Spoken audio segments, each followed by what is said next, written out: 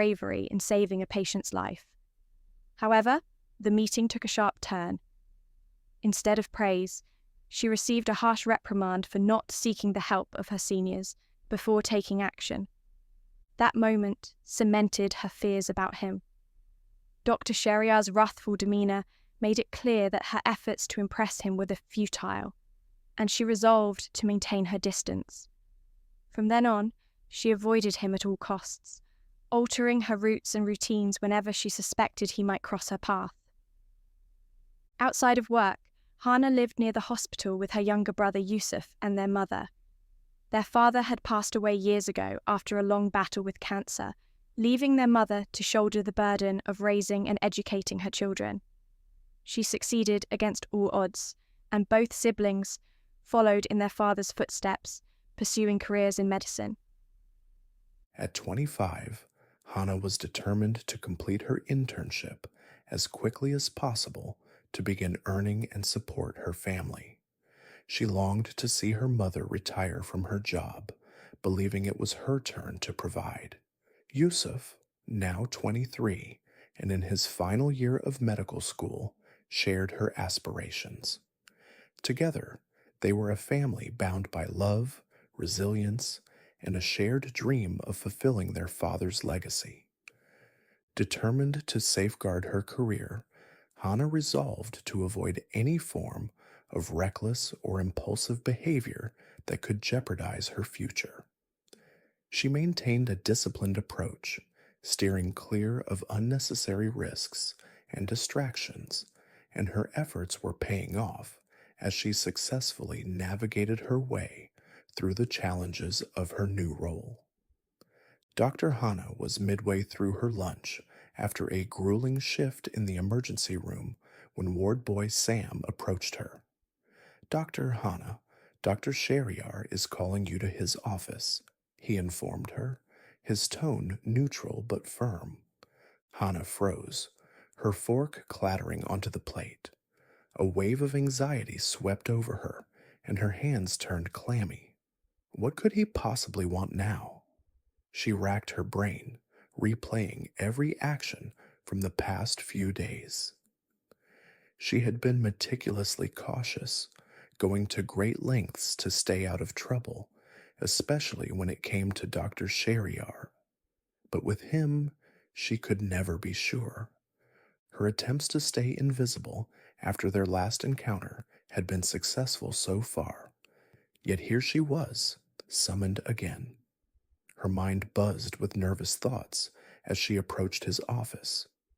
After knocking softly, she was asked to wait in the sitting area. Hana prayed silently, willing herself to stay calm. 30 agonizing minutes later, she was ushered in. "Gee, good afternoon, sir. You asked for me?" she began, her voice hesitant.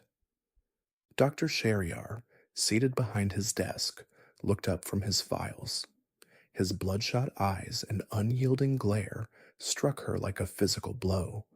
The hatred radiating from him was palpable. "What have I done now?" she thought, panic rising. "Do you know Yusuf Ahmed, a student at City Medical College?" he asked, his voice disturbingly calm. Yes, sir. He's my younger brother. Why do you ask?" Hannah's worry deepened as her stomach churned. Without a word, he tossed several photographs onto the table. She leaned forward to look, her heart sinking. The pictures showed her brother, Yusuf, dancing with a young woman in a club. Hana's breath hitched. This was completely out of character for Yusuf, who had always been open with her. "Is this your brother?" Dr. Sheriar demanded, his tone icy. "Yes, that's him. What's going on, sir?" she asked, fear evident in her voice. Dr. Sheriar's gaze darkened further as he pointed to the girl in the photographs. "That's my younger sister," he said, his voice shaking with suppressed rage. "She committed suicide last week." His red, swollen eyes and disheveled clothing suddenly made sense. The grief etched into his features was raw and unmistakable. Nangavdu. Oh my God, Hana gasped, her voice trembling with shock. I'm so sorry for your loss. On instinct, she placed her small hand over his in a gesture of comfort. His glare shifted to her hand, then to her face, his expression darkening. Realizing her mistake, she quickly pulled her hand back, her cheeks flushing with embarrassment. She was last seen with your brother. So tell me, Doctor, Hana, what do you know about this? He demanded, his voice sharp and his eyes brimming with anger. Hana recoiled slightly at his accusatory tone. I don't know anything about this, she stammered, struggling to process the enormity of what he was suggesting. I asked you a question, he repeated, his teeth clenched in barely contained fury.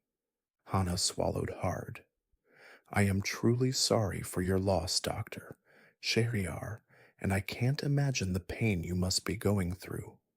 But please believe me, neither I nor my brother knows anything about this. Yusuf would never hurt anyone. She spoke softly, her voice steady, despite the storm brewing inside her. Dr. Shahryar's expression didn't waver. Your brother was the last person she was seen with. That makes him the prime suspect, he said coldly. Her heart sank at his words. How could he believe something so horrifying? Dr. Shahryar, she began, her tone firmer now. I understand your pain, but you're accusing the wrong person. Yusuf is kind, gentle, and incapable of such an act. Check his records, his behavior. It's impossible to imagine him doing something like this. He narrowed his eyes, clearly expecting her defense. Of course, no sister would condemn her brother, but he wasn't interested in platitudes or reasoning. I thought as much, he muttered under his breath. Who would accuse their own family? Hana's heart pounded as she realized he wasn't willing to listen to reason. His grief and anger were blinding him, and she could see the steel resolve in his eyes. He wasn't here for answers. He was here for vengeance, and she feared he wouldn't stop until he gets what he wanted. Dr. Shahryar rose from his chair and moved slowly behind Hana, his steps deliberate and menacing. By now, he had thoroughly investigated her life. He knew her entire family history, the fact that they lived in a building owned by him, her mother's modest job as a secretary, and the absence of a father to protect them. Hana and Yusuf, in his eyes, were virtually defenseless. Aindavda. Hana sensed his movement behind her and stiffened. She held her breath, trying to anticipate his next move. Suddenly, she felt a sharp tug at her hair. A gasp escaped her lips as she realized he had grabbed her, forcing her neck to arch painfully backward. Dr. Shahryar moved to sit on the table directly in front of her, still holding her hair in his iron grip. Her anger surged, overtaking her fear. What is the meaning of this, Doctor? Shahryar, let me go right now, she demanded, her voice trembling with rage and shock.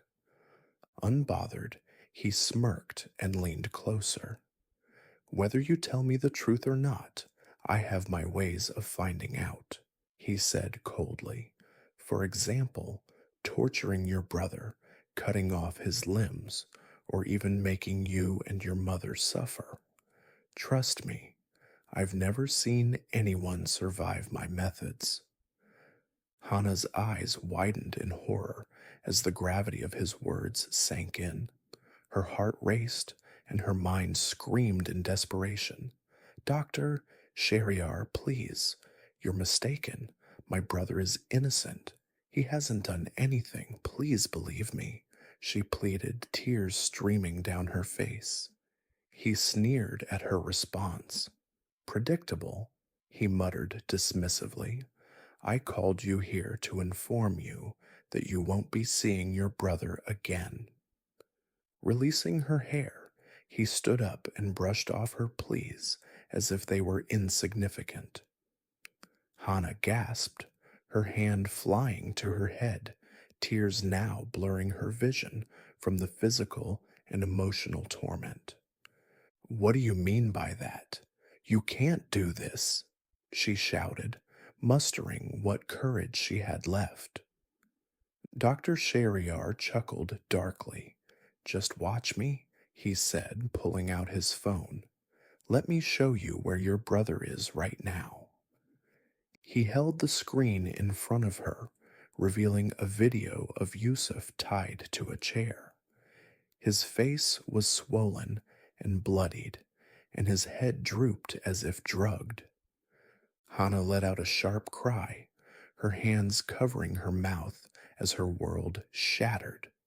Tears streamed uncontrollably as she saw her kind, gentle brother in such a state. Please, Dr. Shariar, I beg you, she sobbed, falling to her knees. He's innocent. Whatever you think he's done, you're wrong. Please let him go.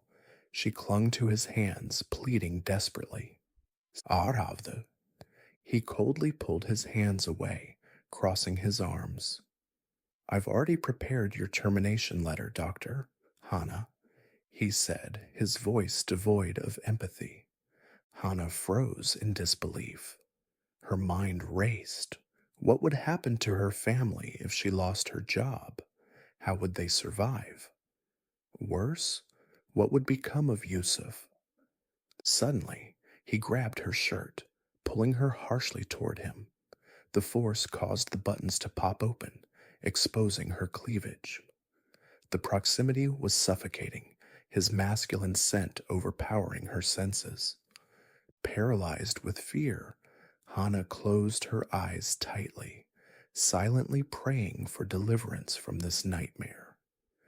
Dr. Shariar's cold gaze softened momentarily as he looked at Hana. Her tear-streaked face and trembling form were having an effect on him he wasn't prepared for. He could see the terror in her eyes, the despair in her sobs, and the vulnerability in her disheveled state. Her exposed chest from her popped-open shirt made the situation even more compromising, and for a fleeting moment he felt the urge to touch her. But her loud sobs snapped him out of his thoughts. He released her abruptly, turning his back to her, trying to compose himself. Hana collapsed onto the floor, her knees hitting the ground as she knelt in front of him. Please, Dr. Shariar, she begged, her voice breaking with every word. Don't do this. My brother is not the culprit. Please investigate further. I swear by God, he hasn't done anything wrong. Please. Her sobs grew louder as she pleaded. His voice was ice cold as he responded, What if you're wrong? What if he's guilty? I can't be wrong, she countered through her tears, clutching to her belief. I know my brother. He's innocent. Let the police do their job and find out the truth. Her voice wavered, but there was a flicker of hope as she clung to the possibility of reason. Dr. Shariar, however, was consumed by his anger. His rage had been simmering since the morning when his private investigators brought up Yusuf's name. The memory of his sister, Yara, haunted him. She had gone to a party with her friends, returned home the next morning, visibly distressed, and shortly afterward took her own life. The post-mortem report confirmed his worst fears. She had been drugged and sexually assaulted. Since that day, he had vowed to find every person involved and make them pay. Yeram. The investigation led to Yusuf. Witnesses said he served Yara drinks at the party, and the CCTV footage from that moment onward was missing, an anomaly that only fueled Shahryar's suspicions. While it was odd that someone had tampered with the recordings, the fact remained Yusuf was the only clear lead. Shahryar's men had already picked Yusuf up from his home, and they were interrogating him as they spoke. Lighting a cigarette, Shahryar exhaled a puff of smoke, his eyes dark with resolve. "Let's see how long your brother holds out," he said coldly. "It'll be an easy death for him if he confesses." Mundram Hana's body trembled uncontrollably as Dr. Shahryar's words echoed in her ears. Fear clung to her like a second skin, but she forced herself to speak. "What if you're wrong, Doctor? Shahryar?" she asked, her voice shaking but laced with determination. "Do you have any evidence against my brother? Can you live with the guilt of harming an innocent person? How can you condemn him just by looking at a photograph?" She held his hands tightly, desperation spilling out of her. "I beg you, for your sister's sake, don't hurt an innocent person, please." Her mention of his sister only ignited his rage further. His eyes narrowed, and his voice dropped to a venomous hiss as he bent down to her level. "You dared to bring up my sister?" he spat. "Not only will I kill your brother slowly and painfully, but I will destroy his family too. That includes you, Doctor, Hana, and your mother." Tears blurred Hana's vision as she dropped her head into her hands, sobbing uncontrollably. "Please," she begged through her tears, "just let the police do their investigation. Don't hurt him until you have real evidence.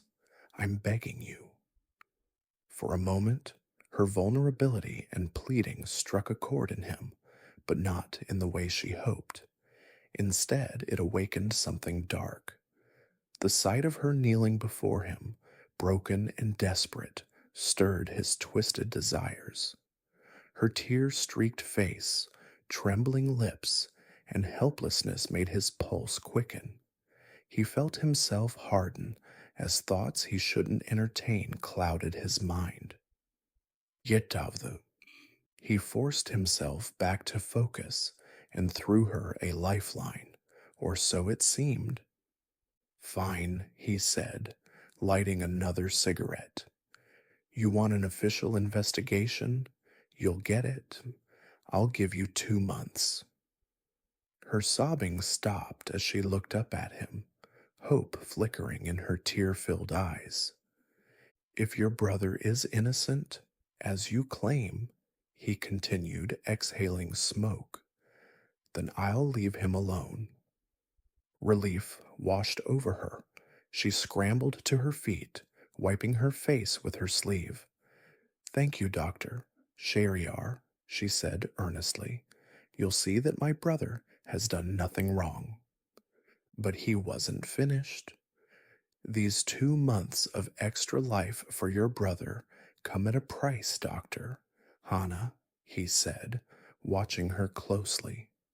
Her heart sank. What do you mean?" she stammered, dread rising in her chest. "Your brother took advantage of my sister. Isn't it fair that I return the favor?" His tone was casual, almost mocking. "Be my whore for 2 months, and I'll let him go." Hana's body went rigid as his words sank in. Her shame and disbelief were palpable. Her fingers gripped the edge of the table to steady herself. The word whore rang in her ears, a cruel label that made her stomach churn. So, what's your answer, doctor? Hana? He asked, his fingers trailing lightly from her shoulders to her arms, sending a shiver of disgust through her. Her fury erupted. Summoning every ounce of courage, she slapped him hard across his face, the sound reverberating in the room. How dare you, Dr. Sheriar? What do you think you are, you sick bastard? She yelled, her voice shaking with rage. Without waiting for his response, she stormed out, her chest heaving with indignation. Stunned, Sheriar touched his cheek. No one had ever dared defy him, let alone strike him. His lips curled into a cruel smirk. Devyati, who will save you now, little Hana? He murmured to himself. Tears blurred her vision as she ran toward the parking lot, her mind racing. She couldn't stay here another second. Her phone buzzed in her hand, startling her. When she saw her mother's name on the screen, her heart sank. Hello, Mom, she said, trying to steady her voice. Hana's phone buzzed in her trembling hands, her mother's voice frantic and barely coherent on the other end. Hana, where are you? Some people came and took Yusuf away. I've been calling you since morning. Where were you, my childs? Her mother's sobs made it almost impossible to make sense of her words.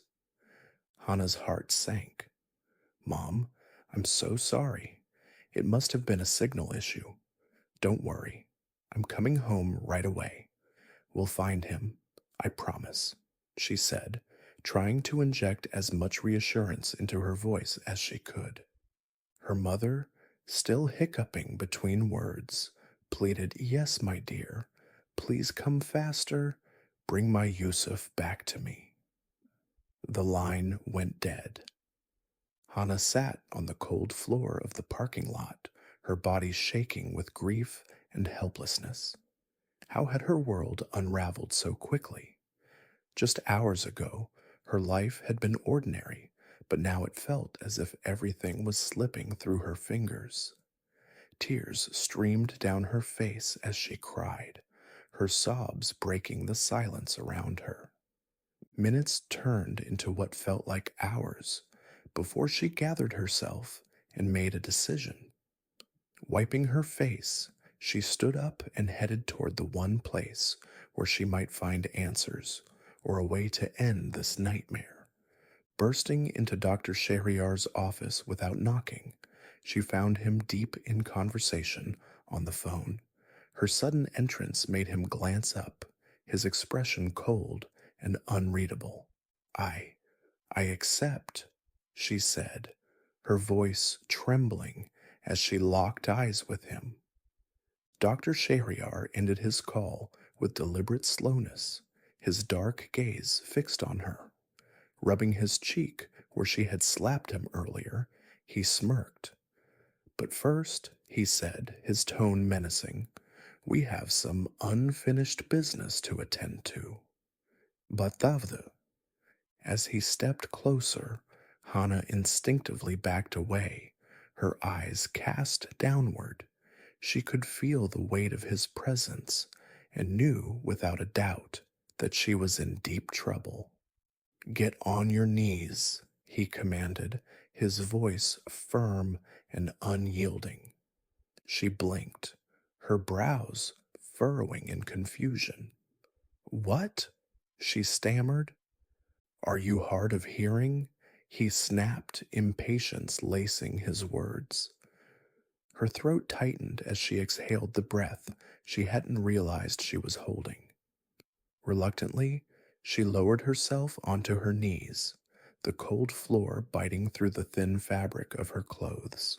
She felt vulnerable, exposed, but she dared not defy him further. He began to circle her, his sharp gaze dissecting every inch of her body. She was tall and slender, her figure the epitome of perfection, with just the right curves in just the right places. His lips curled into a sly smile as he thought of the pleasure her body could bring him. But he quickly dismissed the thought.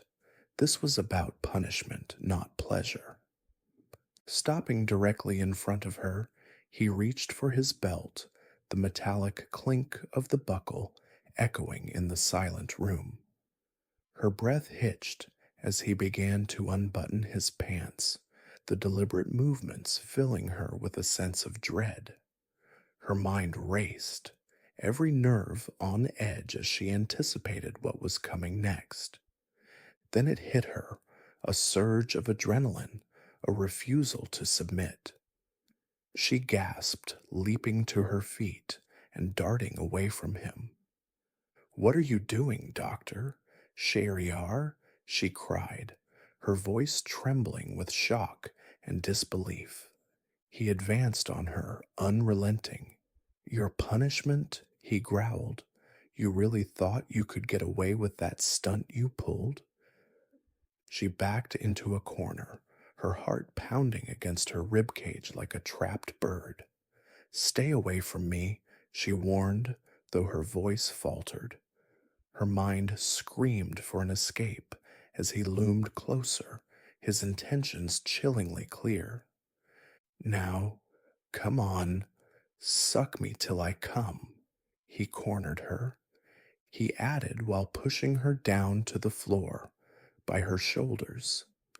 He was burning in rage from inside. His sister must have been subjected to worse treatment. 11th. With that, he grabbed her hair in a fist and brought her face near his crotch. "You know what? It's nothing compared to what your brother did to my sister," he said, fuming in anger. His penis was now out of his trousers, and he stroked it with his hands. "Please, Dr. Shahryar, I beg you, don't do this," she cried. "Now," he boomed. She became scared and looked up at him. He looked like a maniac bent on her. He clutched her hair in a tighter grip, and when she cried in pain, "Come on, open it a bit wider," he pried open her mouth with his fingers and thrust his sex inside. He began moving his hip into her mouth, slowly first. He could see it was too big for her small mouth. Her hands were on his thighs to support herself as he rocked her mouth over his shaft. He was pushing his dick mercilessly, uncaring of her tears and muffled cries.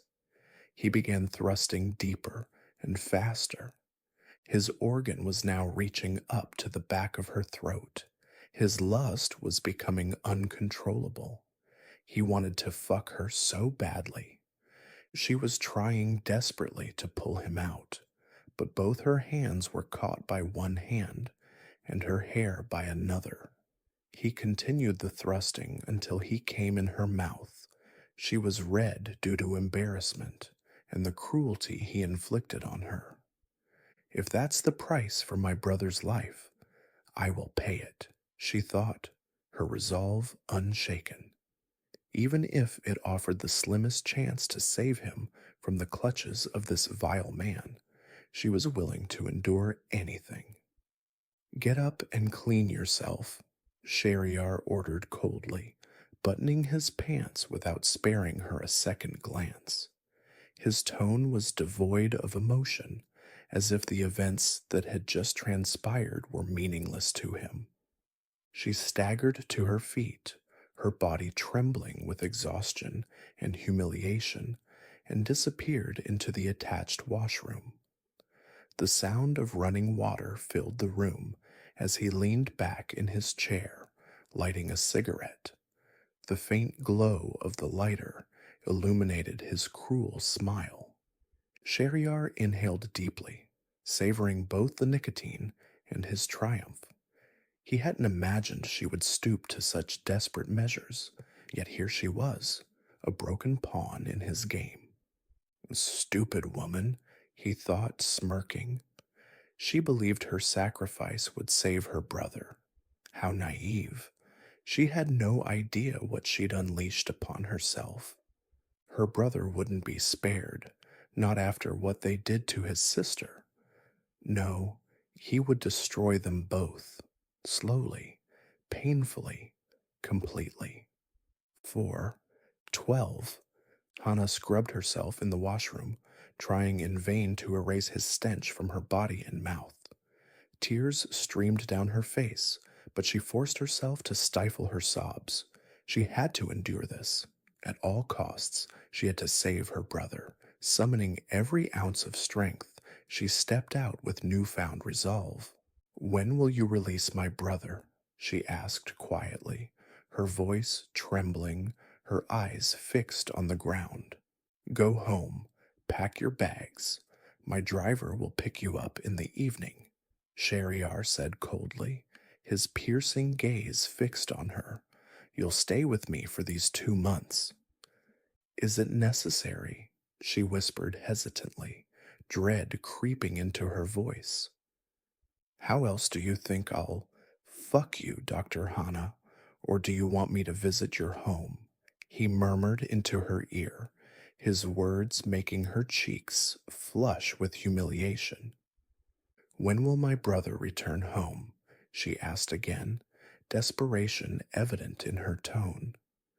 "Tomorrow," he replied dismissively.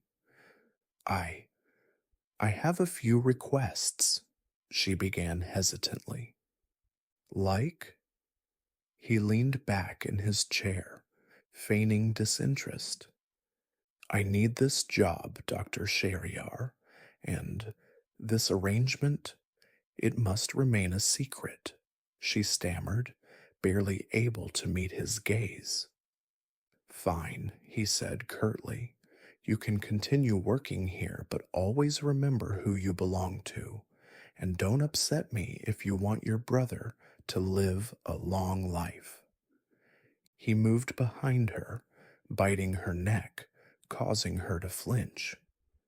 "Please," she whimpered, her voice breaking. "Please what?" he whispered mockingly into her ear. I'm not comfortable," she said, moving away from him, her voice barely audible. 13. He began walking toward her slowly, his predatory gaze locking onto hers. She backed away until she was pressed against the wall. He closed the distance, his chest brushing against her trembling body. He grabbed her firmly by her hips, pulling her closer. "Please, leave me. What are you doing?" she cried, tears welling in her eyes as she tried to push him away. Shahryar smirked at her resistance. This new dynamic was as unsettling for her as it was thrilling for him. He thrived on her discomfort, while she struggled to reconcile the horror of their new reality. He gave no ear to hear pleas. His erection was now poking into her private area, and he started rubbing himself over her sex. She was mortified with this kind of behavior and began crying. He kissed her lips, hungrily muffling her cries. His kiss was angry and punishing. He was sucking and biting her lower lip. After some time, she could taste her blood mixed with their saliva. She realized there is no use fighting him, and she let him kiss her. Suddenly she felt his hand entering inside her shirt and cupped her breast. She gasped with this sudden attack, and she felt his tongue entering her mouth. His tongue dominated her mouth and explored each corner. She started feeling dizzy. She tried to push him away with all her strength, but her hands were caught in a steel grip and held behind her, propping her breasts even closer to his chest. His attention was now on her breasts. He slowly opened her shirt with one hand, exposing them. He released one mound from the edges of her bra and took it inside his hot mouth and began sucking it as if his life depended on it. He wanted more. He released her hands, and with one swift action, he tore her top from the front and exposed her breasts more. They were quite big for her build, and her pink nipples were inviting him to taste them. He bent over her left breast and licked the nipple before sucking it vigorously while kneading the other breast. Ah, stop, please. It's hurting, Hana sobbed, her voice quivering with pain and shame. She felt utterly mortified, trapped in his vice-like grip. She struggled desperately, using every ounce of her strength to push him away, but she was no match for Sheriar's overpowering force. He seized her wrists with ease, pinning them against the cold wall. She was completely helpless as his assault continued. Please, leave me now. Please.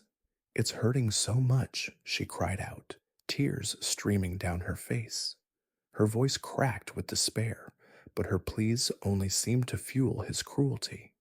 She could feel the sting of his bites on her skin, every mark branding her with his dominance. Her body burned, her spirit shattered, but she had no strength to resist.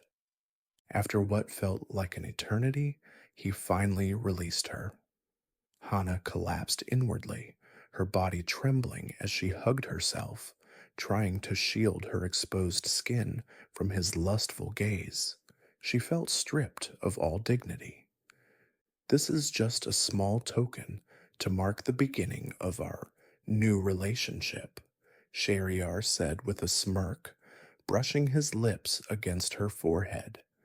His mockery was a dagger to her soul. I hope you like it. 14. Hana hiccuped softly, straightening her disheveled clothes with trembling hands. Her sobs stifled, but her humiliation unmistakable. Leave now, he ordered sharply, his voice low with restraint. Without a second thought, she turned and bolted toward the door. Her feet carried her as fast as they could, her mind screaming to escape. 5. Defeated Hana entered her home from the day's events. She was greeted by her mother's loving voice. My daughter, why are you so late? Yusuf also just came home, she said with a bright smile. Hana. Yusuf? What happened to you? Hana knew very well what happened to him, but she still asked. Nothing, just some misunderstanding. They thought I was involved with some girl. I think they realized that they were mistaken, so they released me after some time, he said. My mum was relieved after seeing Yusuf.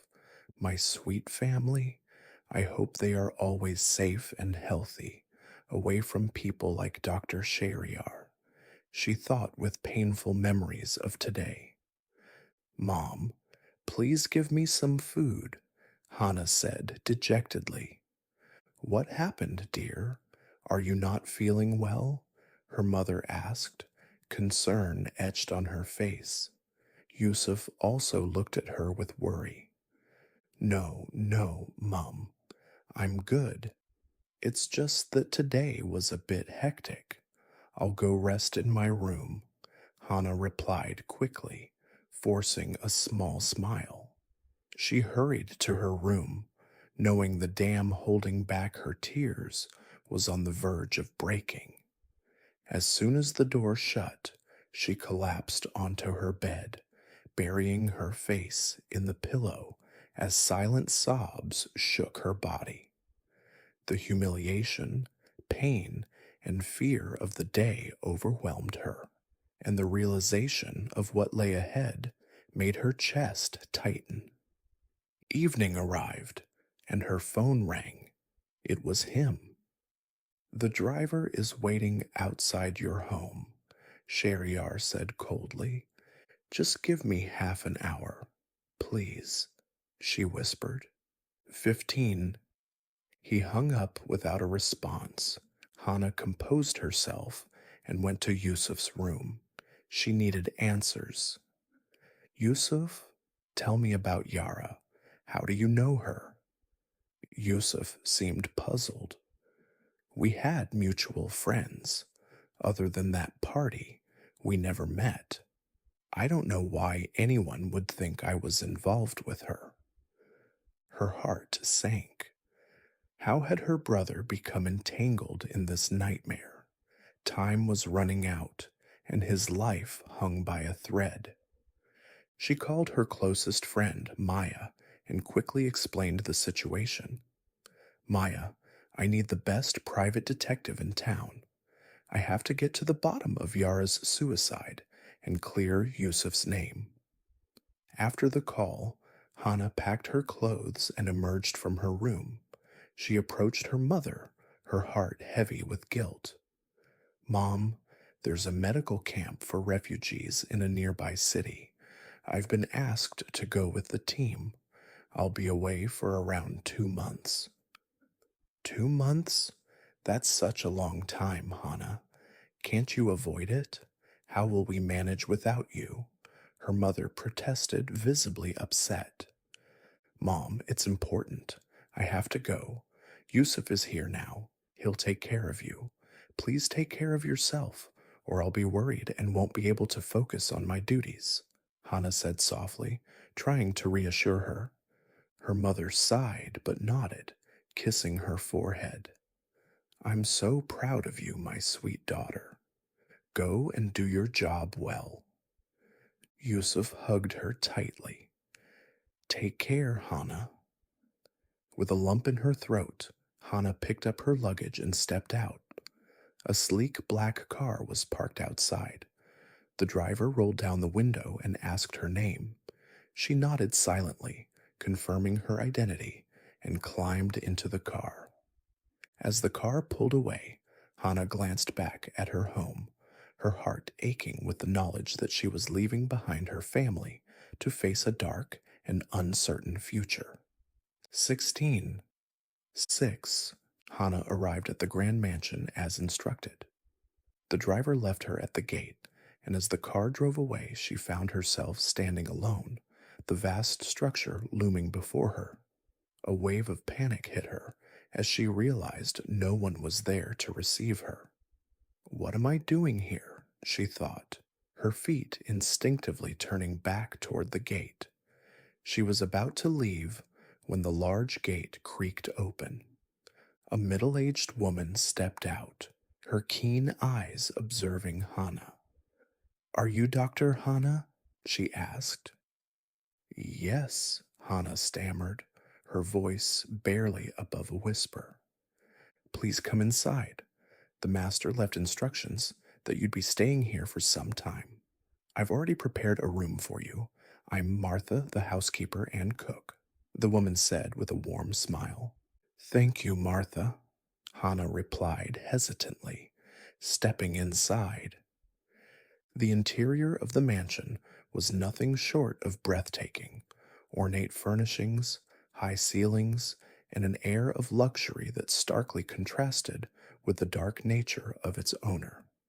How ironic, Hana thought bitterly. Martha led her through the ground floor, pointing out the kitchen and the sitting areas, before taking her upstairs to a magnificent room. Please come inside. This is your room, Martha said, opening the door to reveal a spacious, elegantly decorated space. There's food in the kitchen for you and the master. If you need anything, just call this number, she added, pointing to a note on the nightstand. Her kindness felt genuine, and Hana couldn't help but be slightly comforted. Thank you, Hana said again, and Martha left her alone in the room.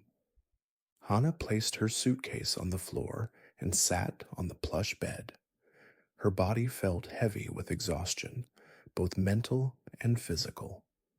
The events of the day replayed in her mind, each memory a stab of pain and humiliation. Unable to hold herself upright, she pulled a blanket over herself and lay down, her eyes heavy with fatigue. Before she knew it, she had dozed off, trying to form a plan to save her brother. She was jolted awake by the harsh tug of her blanket. Disoriented, she sat up, her hair tousled, and her mind scrambled to process what had happened. Her heart sank when she saw Sheriar standing by the bed, his dark eyes blazing with anger. "I'm sorry," Hana said quickly, straightening her clothes as she stood. "I didn't realize when I fell asleep."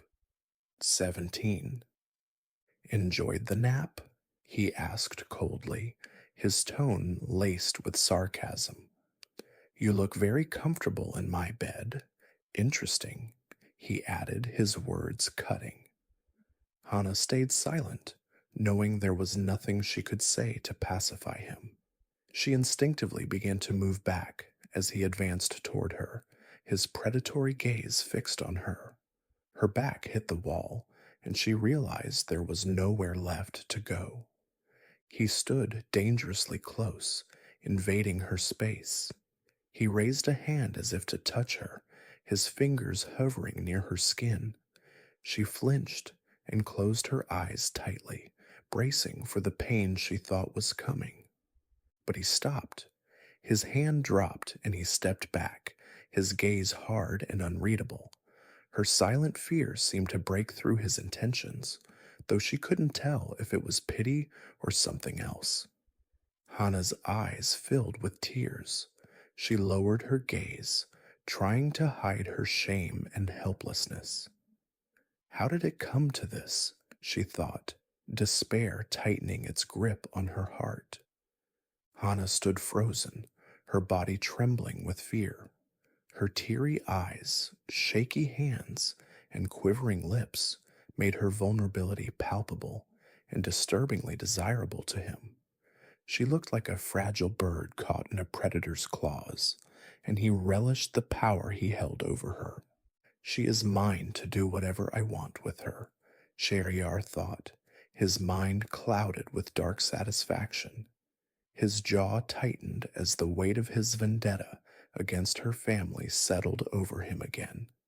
Her brother had destroyed his sister, his only family, the only person he had loved. And now, here she was, offering herself in exchange for his mercy. Mercy? The thought made him scoff internally. What mercy do they deserve? None. They took away everything from me. He looked at her, disgusted and furious. Did she truly believe her body could buy her brother's safety? Stupid bitch. "I'll ruin them both," he resolved.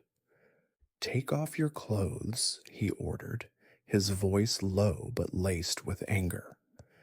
Hana looked up at him, startled, her teary eyes meeting his dark, cruel gaze. There was no warmth in those eyes, only rage and an insatiable desire to dominate. Before she could react, his hand shot out, gripping her arm tightly and pulling her toward him.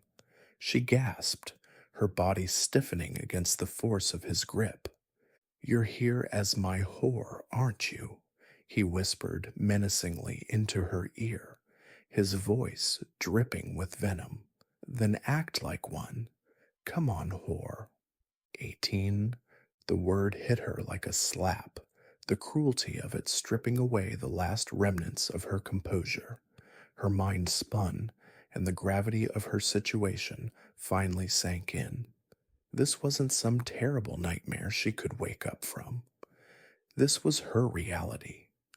She was alone, trapped in a house with a man who saw her as nothing more than a pawn in his twisted revenge.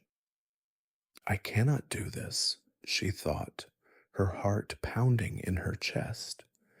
Every fiber of her being screamed at her to run, to escape this man who radiated nothing but danger and malice. But her feet wouldn't move, and her voice failed her. Tears welled up in her eyes again, blurring her vision. "Please, I can't," she whispered, her voice barely audible. Shahryar tightened his grip on her arm, his jaw clenched with frustration. Her defiance, however small, was like a thorn pricking at his control. "You don't get to say no, Hana," he hissed, his lips brushing against her ear. "You gave yourself to me the moment you walked through that door. You're here because of him, aren't you? To save your brother?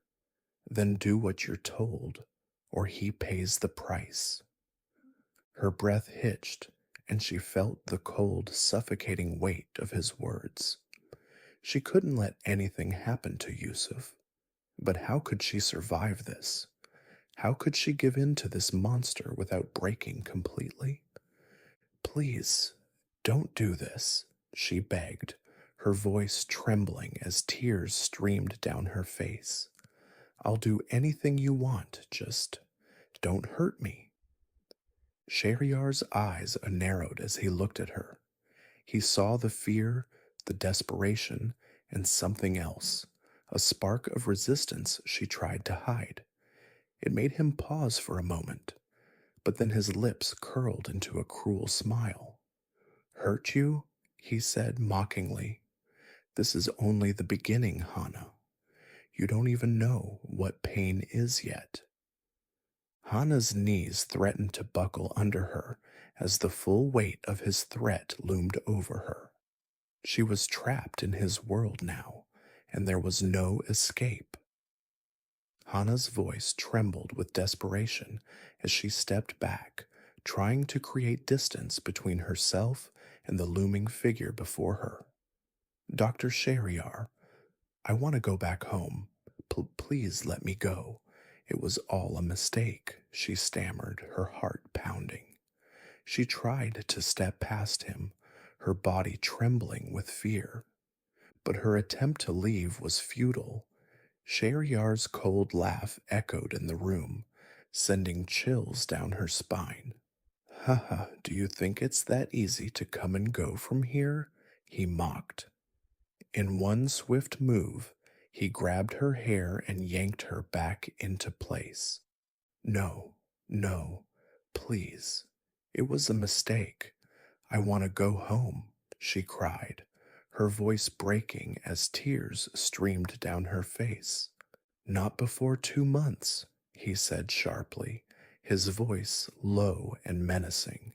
"This is your home now. Remember our deal?" 19.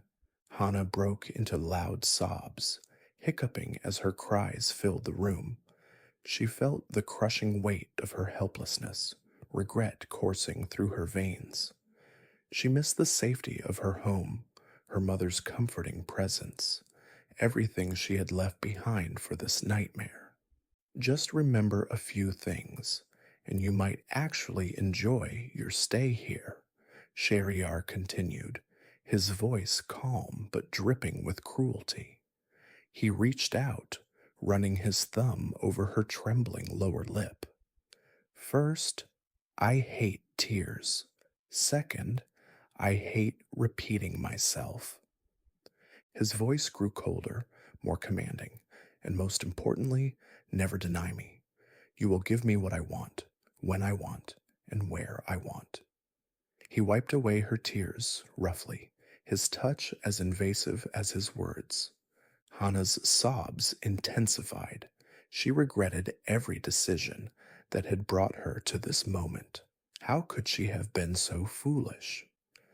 Shahryar's tone turned darker as he leaned closer. "If you fail to follow those rules, you'll be punished. And don't forget, your brother's life is still on the line. If you push me too far, the deal might just slip through your fingers," he added, his voice a chilling reminder of her vulnerability. "I'm not a forgiving or patient man. Surely you've figured that out by now." Without waiting for a response, he began unbuttoning his shirt. He shrugged it off and tossed it onto the floor, exposing his toned torso. Hana quickly looked away, feeling his presence overwhelming her. The sharp scent of his cologne invaded her senses, amplifying her discomfort. She tried to step back, but he grabbed her arm, pulling her closer. His fingers brushed against her as he began undoing the buttons of her blouse. Slowly, he opened the first button, then the second, the third, and the fourth. No, please, Hana whispered, her voice barely audible as she pleaded.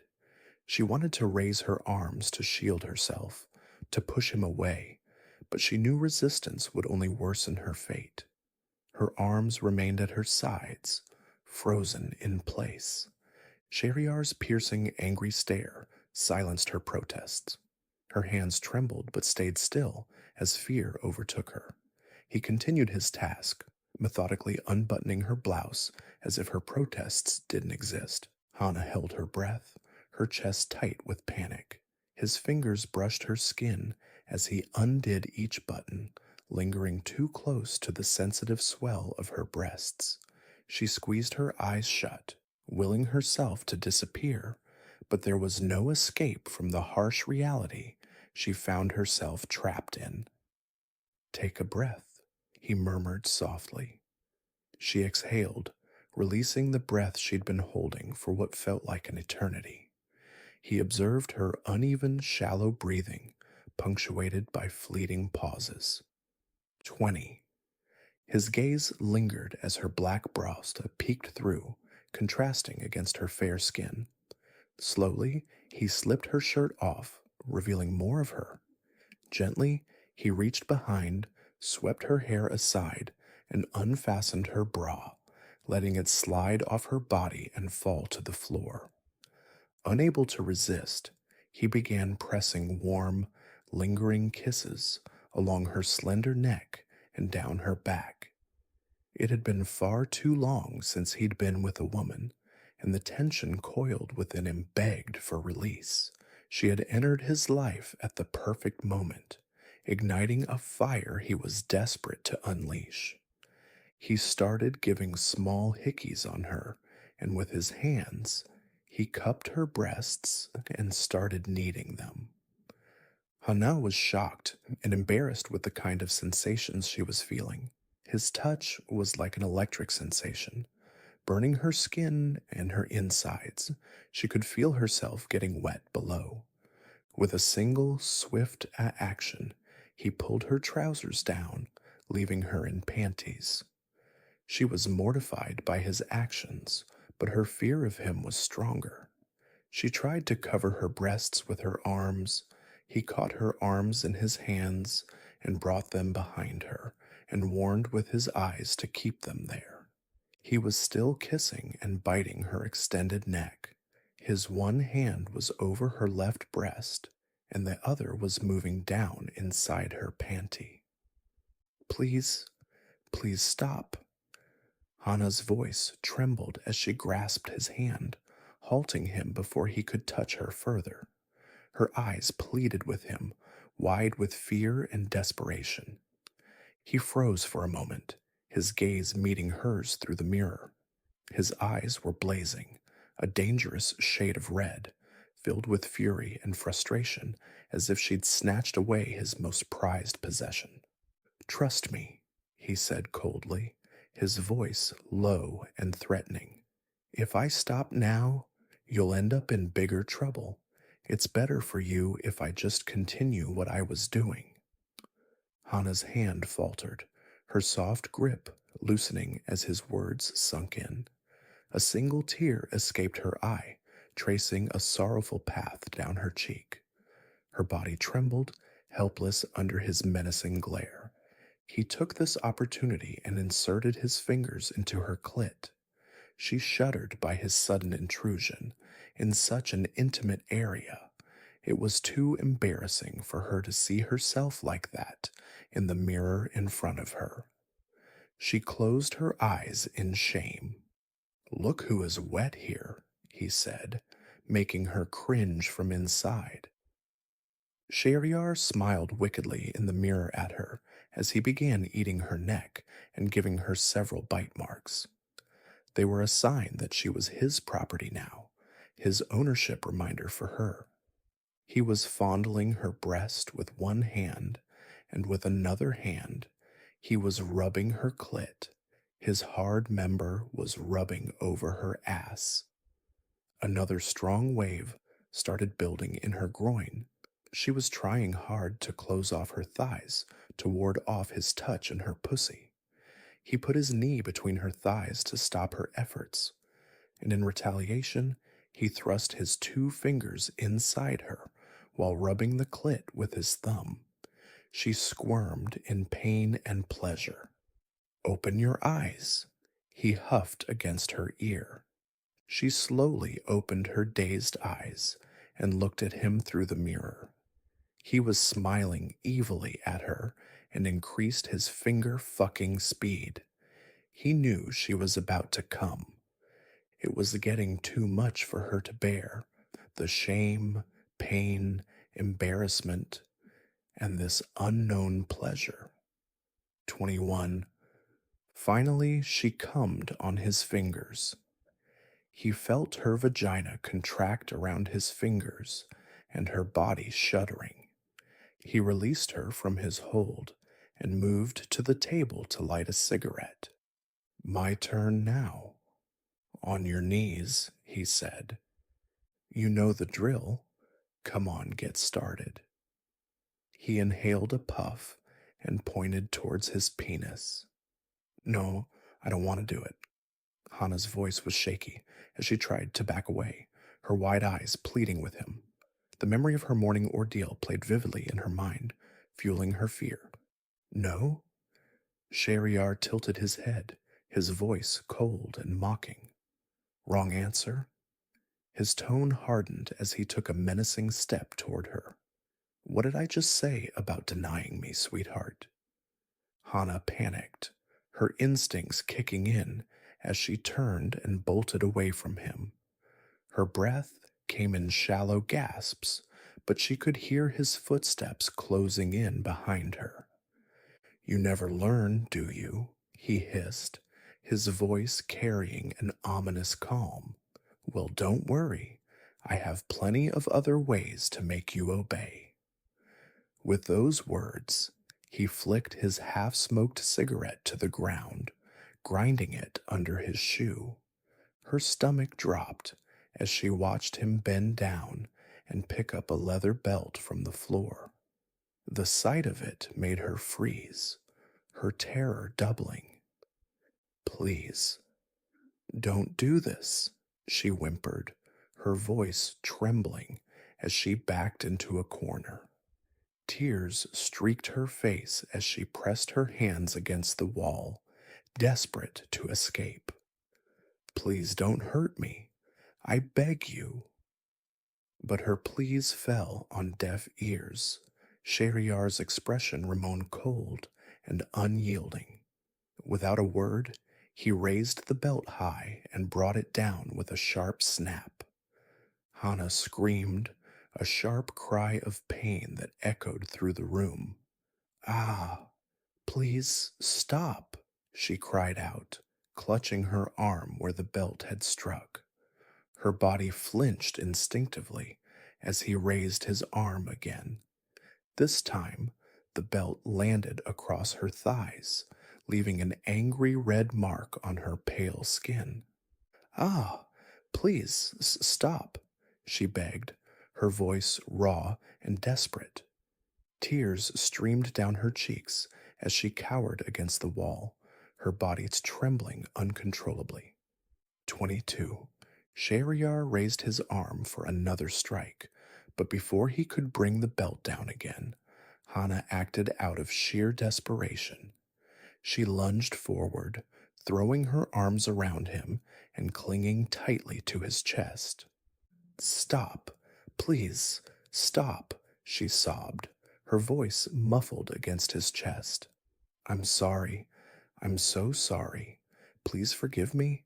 I'll do whatever you say. Just don't hurt me anymore."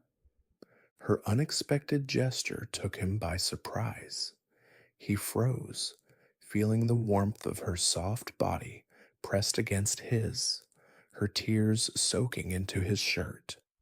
Her broken sobs pierced through his resolve, and for a moment his cold demeanor faltered. He dropped the belt, letting it fall to the ground with a dull thud. Without a word, he scooped her up in his arms and carried her to the bed, holding her as though she were fragile glass. Her face was tear-streaked and flushed, her sobs punctuated by hiccups. She clung to him as if he were her lifeline, her trembling body pressing against his. Shahryar looked down at her, a flicker of something unrecognizable in his eyes. For now, the storm within him had calmed, though the tension in the air lingered. He placed her on the bed and sat beside her. She got up slowly and stood in front of him. She was naked now. Shahryar saw her fragile body, bearing his marks all over. He opened his knees, exposing his long and thick shaft, and gestured her to begin. She gulped and sat down between his thighs. She took his shaft in her trembling hands and started sucking the tip. Shahryar hissed in pleasure. She continued sucking him. Her life depended on it, and gradually took his half-length inside her mouth. It was very hard for her to accommodate him, but she was trying very hard to please him. He finally caught her hair and guided her into the to and fro motion.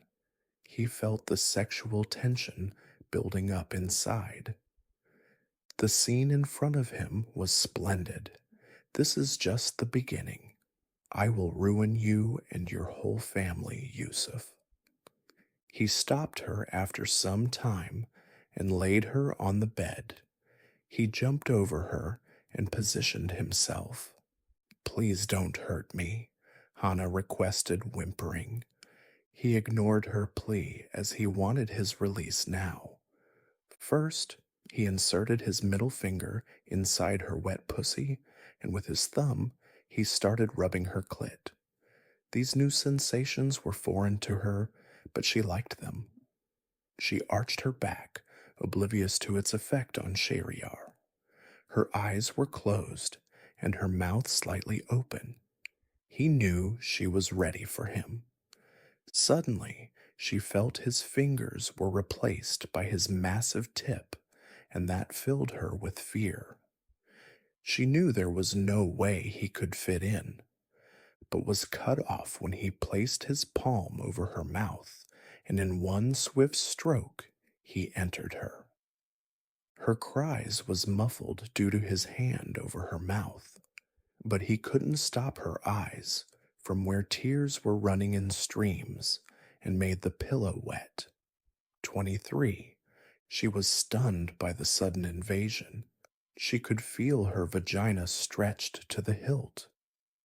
Hana felt as if a hot rod is inserted her pussy, and when he started moving again, she shook her head sideways to tell him to stop. He ignored her pleas and got on with his task. He was surprised by her virgin status when he felt her barrier breaking. He stilled for a moment.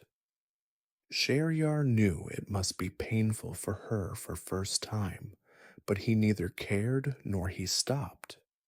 In fact, knowing the fact that this intercourse is painful for her, he decided to make her more miserable. He gave a deeper thirst and pushed himself deeper inside. Hana's protests were weak, her limited movements doing little to stop him. She clawed at his face desperately, her nails scraping against his skin in a futile attempt to free herself. Instead of deterring him, her actions only served to fuel his anger. With a sharp, brutal slap, he silenced her. The force of the blow left her stunned, tears streaming silently down her face as she stilled beneath him. Her spirit broken, she gave up any further resistance, her body trembling as she braced herself for the inevitable. His movements became faster, more aggressive. She could feel every thrust, each one sending waves of pain through her body. Her stiff frame rocked helplessly under his weight as he sought his release, his focus solely on satisfying his primal urges. Hana's eyes burned from crying, her vision blurred as the sound of their act filled the room, a mix of heavy breathing and the wet, sloppy noises that only deepened her humiliation. Finally, with a grunt, he reached his release, his body shuddering against hers before he pulled away and rolled onto his side. "Clean yourself?" he muttered coldly, standing and leaving the room without a second glance. Hana lay motionless, her body too drained to move. With shaky hands, she pulled the blanket over herself and let the sobs she had suppressed pour out. Alone in the dark, she cried herself into an uneasy sleep. 7. Hana woke up late the next morning, her body weighed down by exhaustion and the painful memories of the previous night. It was her day off, but even the thought of rest felt distant. 24. As she shifted in bed, a sharp ache radiated from her private parts, a cruel reminder of what had transpired. A single tear slid down her cheek, but she quickly wiped it away, willing herself to stand. She limped toward the washroom, every step amplifying her pain. When she caught her reflection in the mirror, a fresh wave of horror washed over her. Her neck bore dark bruises, along with bite marks that stood out against her pale skin.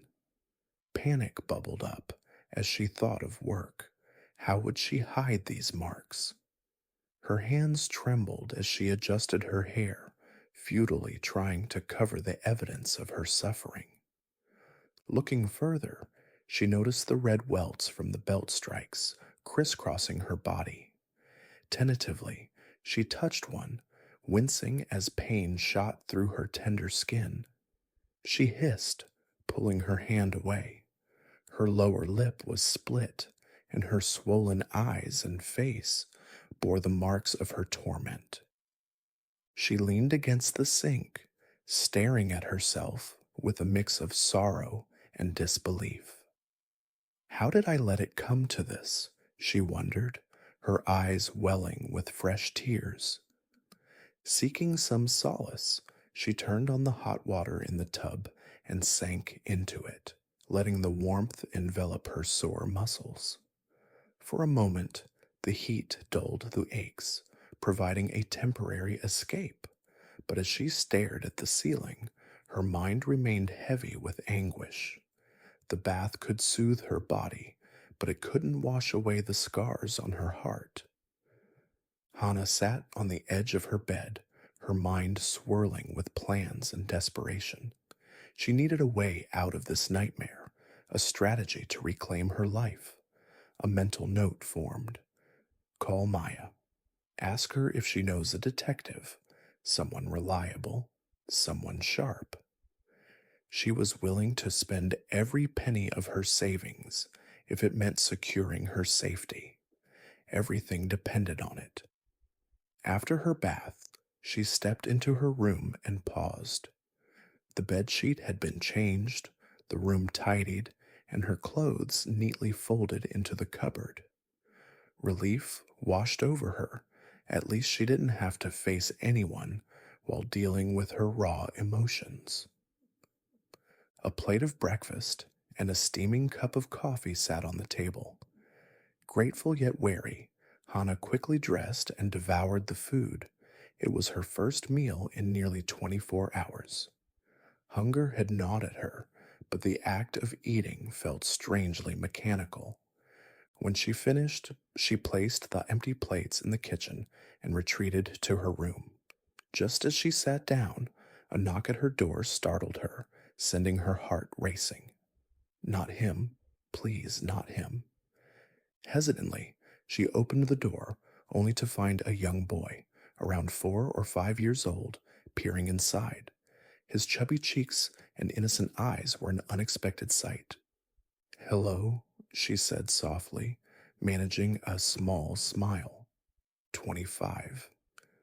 The boy didn't respond and instead bolted down the hallway. For the first time in what felt like days, Hana let out a genuine laugh. The brief moment of innocence eased her tension, if only for a moment. The rest of the day was consumed by phone calls and online searches. By evening, she finalized her choice: Mr. Chan, a private detective renowned for his tenacity. She also contacted Yusuf, an ally she trusted, and looped him into the plan. Together, they would begin the investigation immediately. Hana knew she had to stay 2 steps ahead of Sheriar. He was powerful, wealthy, and manipulative, a dangerous combination. She had to outwit him before he could tighten his grip on her life.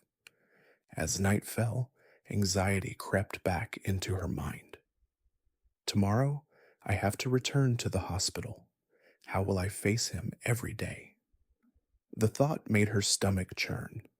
Unable to relax, she began pacing her room, torn between locking the door and leaving it open. If I lock it, he might get angrier, but if I don't, will he come in? She wrestled with her thoughts, replaying the horrors of the night before. Finally, she decided to lie down. Maybe he won't come. Maybe he'll let me sleep tonight.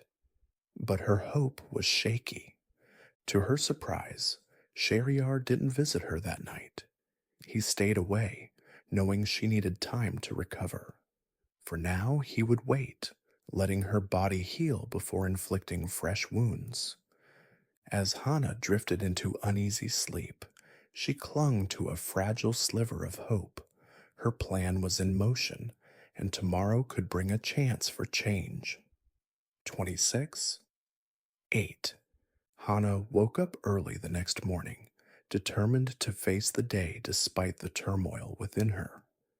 As she dressed for work, she carefully chose a high-neck blouse to conceal the bite marks on her neck, while she painted on a forced smile to mask her inner pain.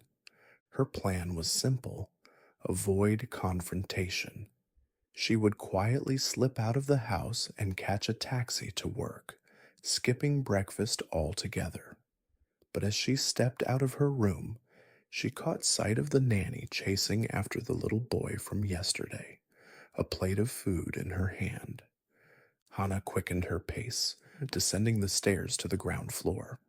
Reaching the main door, she tugged at the handle, but it wouldn't budge. Confused, she tried again, only to realize it was locked. "Ma'am, please come and have breakfast. Sir is waiting for you," came a soft voice. Hana turned to see Martha, the maid from yesterday, gesturing politely. "I'm not hungry," Hana replied, trying to keep her voice steady. "Can you please open the door? I need to leave for work." Martha shook her head gently. "Ma'am, this is an automatic door. It only responds to touch IDs. Please, have breakfast first. I insist." Hana hesitated, dread creeping up her spine. Realizing she had no choice, she nodded reluctantly and followed Martha to the dining room. Dr. Sheriar was already seated at the head of the table. His piercing gaze met hers the moment she walked in, freezing her in her tracks. Clutching her bag tightly, Hana approached the far end of the table and sat down, keeping her eyes lowered as if the bag could shield her from his presence. "Breakfast is served at 8 a.m. sharp here," Sheriar said coldly, his voice carrying an edge of authority. try not to be late in the future. His words felt like a command, not a suggestion. Hana's throat tightened as she muttered, Yes. The silence that followed was oppressive, broken only by the clinking of utensils.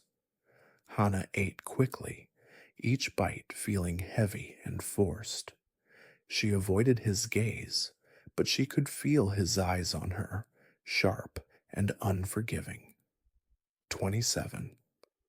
When the meal ended, Hana stood abruptly, ready to escape.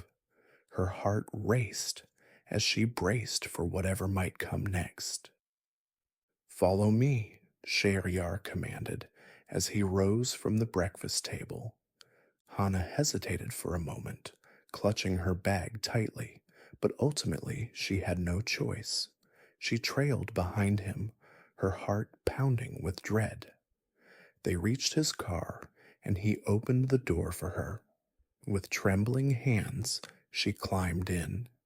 He entered from the opposite side, and the driver started the engine. As soon as they were on the road, Shahryar pressed a button to raise the partition, sealing them off from the driver. He turned to her, his intense gaze locking onto her. "Did you miss me last night?" he asked, his tone teasing yet sinister. Hana felt her stomach drop. She looked away, her throat dry, and remained silent, inching as far from him as possible. Her resistance seemed to irritate him. Without warning, he grabbed her thigh and yanked her closer to him. The grip was firm, almost bruising. Hana let out a sharp hiss of pain. Satisfied with her reaction, he released her and leaned back, lighting a cigarette. He exhaled a cloud of smoke before asking casually, "What's your schedule this week?" I have offs on Wednesday, Friday, and Monday," she stammered, her voice barely audible. "You're doing 12-hour shifts?" he continued. "I'll have someone adjust your schedule to align with mine." "No," Hana replied quickly, panic evident in her tone. "No, it's fine. I'm fine with it." He raised an eyebrow at her. "I'm not," he said firmly, ending the conversation.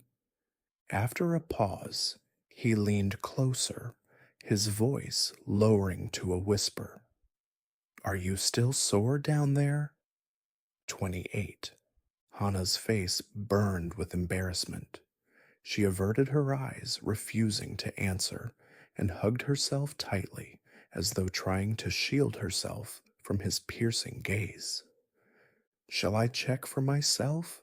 he said, a smirk playing on his lips as he placed a hand on her thigh and began to move it toward her private area. No," Hana blurted out, trembling. "I'm much better now." Her voice cracked, heavy with humiliation. He chuckled, clearly enjoying her discomfort, and removed his hand. Leaning back, he finished his cigarette, a smug expression on his face. The rest of the journey passed in tense silence. Hana kept her eyes glued to the window, her body pressed against the door as if trying to escape. Shahryar, on the other hand, seemed calm and unbothered, as though the entire exchange had been nothing out of the ordinary.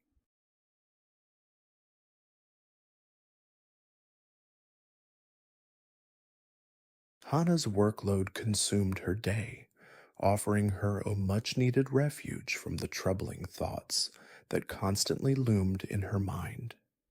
Every task, no matter how tedious, became a welcome distraction. She made a conscious effort to avoid crossing paths with him, staying tucked away in her small cubicle whenever she wasn't needed at a patient's bedside. The sheer volume of work that had once felt burdensome now felt like her saving grace. It kept her mind occupied and her body too exhausted to dwell on the growing fear in her heart. Each chart she reviewed, each patient she attended, added another layer of distraction, shielding her, if only momentarily, from her reality. Her colleagues couldn't help but notice the change in her.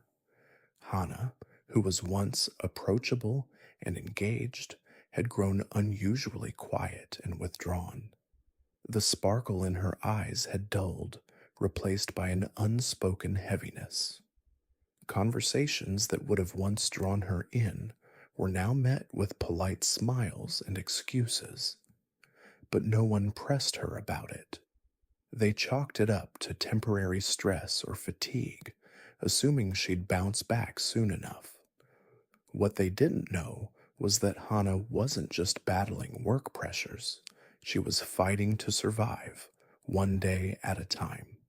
A few more days passed, each one dragging Hana further into a cycle of relentless exhaustion and silent suffering. Her days at the hospital were consumed by work, offering a temporary escape from her reality. She clung to the busyness, using it to shield herself from the fear and humiliation that awaited her at night. But the nights were unyielding. They brought her face to face with him, her worst nightmare, the impossible truth she could not escape. Each evening was a battlefield where she had no armor, no refuge. His presence loomed over her like a dark shadow, suffocating and inescapable. True to his word, he had changed her schedule, aligning her shifts with his. Her precious free days, her only moments of solace, were taken away. With no time to recover, she felt the walls of her life closing in, leaving her trapped in a torment she couldn't break free from. Abdul, a fresh-faced intern, joined Hana's team that morning. Dr. Ali, the head of their department and Hana's senior, asked her to show him around, give an induction tour of the department, and outline his duties. Hana was relieved at the prospect of having someone to share the workload. Abdul, as she quickly realized, was not only efficient, but also chatty and a certified flirt. By midday, she had spent enough time with him to recognize his knack for light-hearted banter, though she couldn't deny his competence. He picked up tasks quickly and significantly reduced her workload. "Let's grab a coffee," Abdul suggested as they wrapped up a task. Hana hesitated, but realized she could use the break. "It's on you then," she teased with a laugh. All right, he replied, smiling. They headed to the canteen, ordered their drinks, and settled into a corner table. The conversation flowed easily, ranging from work anecdotes to family stories. Abdul had a knack for cracking silly jokes, and for the first time in a long while, Hana found herself laughing. Their laughter, however, carried further than they realized, catching the attention of Dr. Shahryar, who happened to be walking past the canteen with his secretary. He stopped abruptly, his sharp eyes narrowing as he looked into the small cafe. Spotting Hana seated with the new intern, chatting and laughing, sent a wave of jealousy crashing over him. "They're all the same," he thought bitterly. "Turn your back for a moment, and they're ready to betray you." His jaw clenched as his hands balled into fists. How dare she? Does she take me for a fool? A cold resolve settled over him. She'll learn her lesson tonight. Unaware of his presence, Hana turned casually toward the entrance. Her heart sank when she locked eyes with him. The intensity of his stare made her blood run cold. She noticed his clenched jaw and rigid posture, and a chill of dread washed over her. "I shouldn't have come here. What was I thinking?" she thought. She stood up abruptly, startling Abdul, who looked at her in confusion. "Are you okay?" he asked. Hana mumbled something about needing to get back to work and hastily left the table. Abdul was left wondering what had caused her sudden change in demeanor.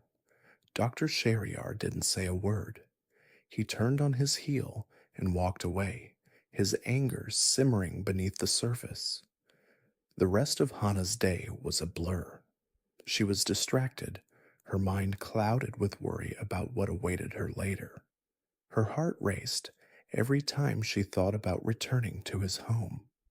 As her shift ended, Hana gathered her things, her movements sluggish with dread. She hailed a cab, her hands trembling as she typed in the address. The drive felt both too fast and too slow, her heart sinking deeper with every mile. When Hana entered her room, her heart sank. He was already there, seated casually on the armchair, flipping through her notes and books scattered on the table. The sight of him invading her personal space sent a wave of anger through her, but she quickly swallowed it. She knew better than to confront him. "You're 30 minutes late," he said, his voice calm but icy, without even glancing in her direction. He was dressed in casual pajamas and a t-shirt, his relaxed appearance a stark contrast to the tension in the air. I was finishing up my pending work," she replied hesitantly, her voice trembling. "Are you sure?" he questioned sharply, his tone dripping with suspicion. Yes," Hana stammered, hating the way her words faltered in front of him.